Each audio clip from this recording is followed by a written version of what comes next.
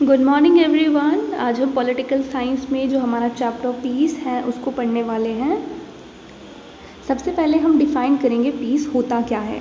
Piece is often defined as an absence of war and nations establish the relations with each other in a peaceful and harmonious way to achieve progress in the world. तो peace क्या होता है? जब दुनिया में कहीं पर भी कोई लड़ाई नहीं हो रही हो और सभी देश एक रिलेशनशिप बना रहे हो एक दूसरे के साथ in a peaceful and harmonious way, so that पूरे वर्ल्ड में आप प्रोग्रेस अचीव कर पाओ, उसको हम पीस कहेंगे। पीस में जो एक ऑब्स्टेकल होता है मेजर, वो क्या होता है? Terrorism. In the peace of some nations, कुछ नेशंस क्या करते हैं? वायलेंट होने लगते हैं, अनलॉफुल एक्टिविटीज़ करने लगते हैं, सो दैट वो अपने डिज़ायर्ड गोल्स को अचीव कर सके।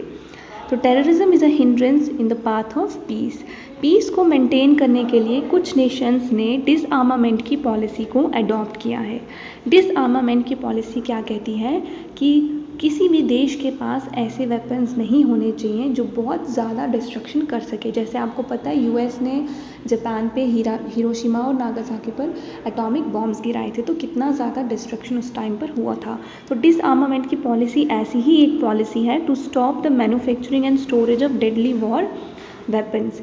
इंडिया ने इस पॉलिसी को फॉलो किया था और हमने जो हमारा नॉन अलाइनमेंट मूवमेंट है, इसको हम नाम भी कहते हैं नॉन अलाइनमेंट मूवमेंट, हमने बनाया, स्टार्ट किया, जिसमें हमने जो भी इंटरनेशनल डिस्प्यूट्स थे वो through peaceful methods and cooperation के थ्रू हमने सॉल्व करने की, सेटल करने की कोशिश की। वेपन्स का यूज़ ना हो ये हमने कोशिश की।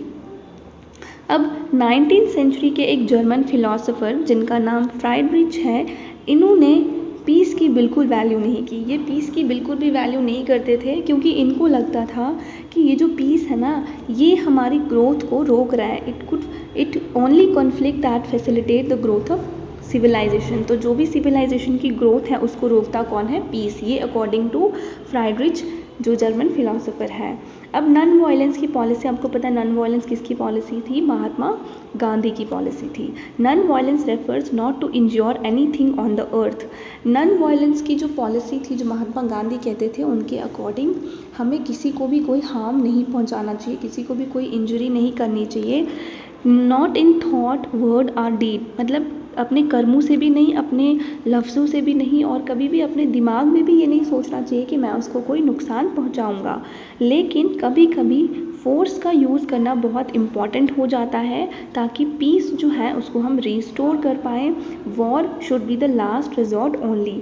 तो जितना ज़्यादा कोशिश हो सके वॉर हमें नहीं करनी चाहिए, लेकिन अगर पीस को रिस्टोर करने के लिए वॉर करना ही आखिरी सल्यूशन है तो फिर हमें वॉर भी करनी पड़ेगी और वॉर होनी ही होनी है। तो this is the end of my today's lecture. Hope आपको वीडियो पसंद आया होगा। थैंक्स।